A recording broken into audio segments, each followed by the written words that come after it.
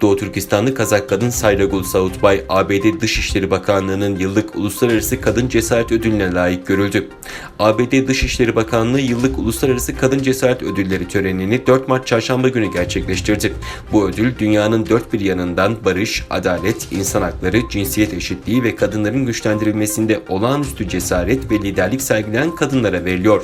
First Lady Melania Trump da törene katıldı ve bir konuşma yaptı. ABD Dışişleri Bakanı Pompeo ise konuşmasında şunları söyledi.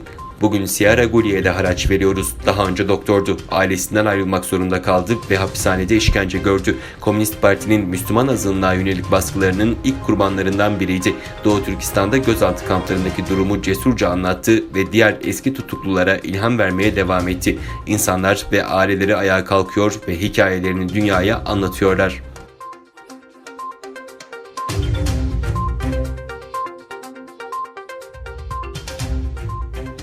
Ankara Hacı Bayram Veli Üniversitesi Hukuk Fakültesi öğretim üyesi Profesör Doktor İlyas Doğan, Doğu Türkistan'da Çin yönetimi tarafından uygulanan fiillerin 1948 yılında Birleşmiş Milletler'in kabul ettiği soykırım suçunun önlenmesi ve cezalandırılması sözleşmesinde yer verilen soykırım suçları kapsamına girdiğini vurguladı. Doğan, Doğu Türkistanlı mağdurların uluslararası ceza mahkemelerinde haklarını arayabileceklerinin altını çizdi. Profesör Doktor Doğan, Çin'in işlediği soykırım fiilleri ve bunlara karşı yapılması gerekenler hakkında Kırım Haber Ajansı'nın sorularını yanıtladı. Doğu Türkistan'daki insan hakları ihlallerine dikkat çeken İlyas Doğan, Uygurların kendisine yetki vermesi dahilinde avukat sıfatıyla uluslararası mahkemelerde konunun takipçisi olabileceğini vurguladı.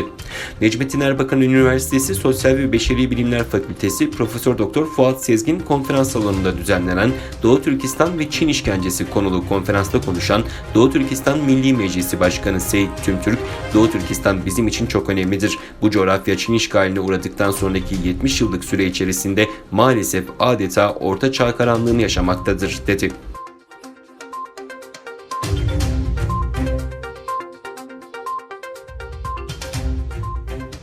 Pekin hükümetinin İslam dininin Çinleştirme planı hız kesmeden devam ediyor. Çin Komünist Partisi'nin 2014'te ilan ettiği İslam'ı Çince sosyalizme uyumlu hale getirme politikası, Doğu Türkistan'daki sakal bıyık gibi dinle alakadar her şeyi yasaklamakla kalmayıp dini kitap ve el yazmaları, seccade ve çeşitli dini belgelerin yakılması dahil camilerin yıkılması ve milyonlarca Müslüman Türk'ün temel dini inançlarının gereğini yerine getirmek istemesi üzerine suçlu addedilip ceza kamplarına kapatılmasıyla sonuçlanmıştı.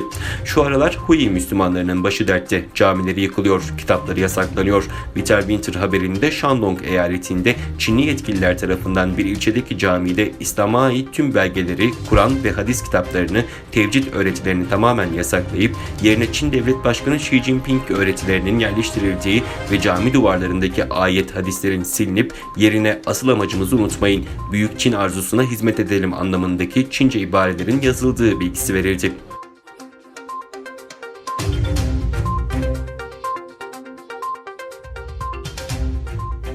Çin'deki otomobil satışları en büyük aylık düşüşe sahne oluyor. Koronavirüsünden dolayı tüm ülkedeki otomobil satışları Şubat ayında %80 düştü. Çin Binek Otomobiller Derneği'nin açıkladığı verilere göre Şubat ayında otomobil satışları %80 düştü. Ortalama günlük satışlar ilk 3 haftaya göre iyileşse de pazardaki düşüş rekor seviyede. Çin Binek Otomobiller Derneği yaptığı açıklamada markaların showroom satıcıları işlerine ilk 3 hafta içerisinde geri dönüp çalışmaya başladılar. Ancak bu noktada müşteri trafiği oldukça az olduğu için satışlar gerçekleşmedi, dedi. Ülkede Toyota satış adetini 23.800 olarak açıkladı ve bir yıl öncesine göre kaybının %70 olduğunu belirtti. Öte yandan Çin'de yeni tip koronavirüsü salgınından ölenlerin sayısı 3014'e yükseldi. Ulusal Sağlık Komisyonu'ndan yapılan açıklamaya göre ülkede salgın nedeniyle son 24 saatte 31 kişi yaşamını yitirdi. 139 yeni Covid-19 vakası saptandı.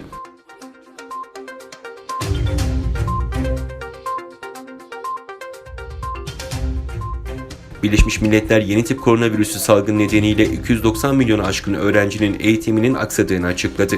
Birleşmiş Milletler Eğitim, Bilim ve Kültür Örgütü'nden yapılan açıklamaya göre Covid-19 salgını nedeniyle 13 ülkede okullar kapatıldı.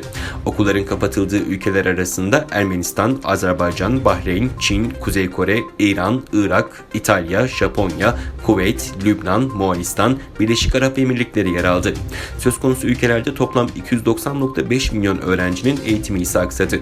UNESCO Genel Direktörü yaptığı açıklamada sağlık ya da başka krizler yüzünden okulların geçici olarak kapanması maalesef yeni değil ama mevcut aksamanın küresel boyutu ve hızı düşünüldüğünde bu aksamanın uzun sürmesi halinde eğitim hakkı tehlikeye girer uyarısında bulundu.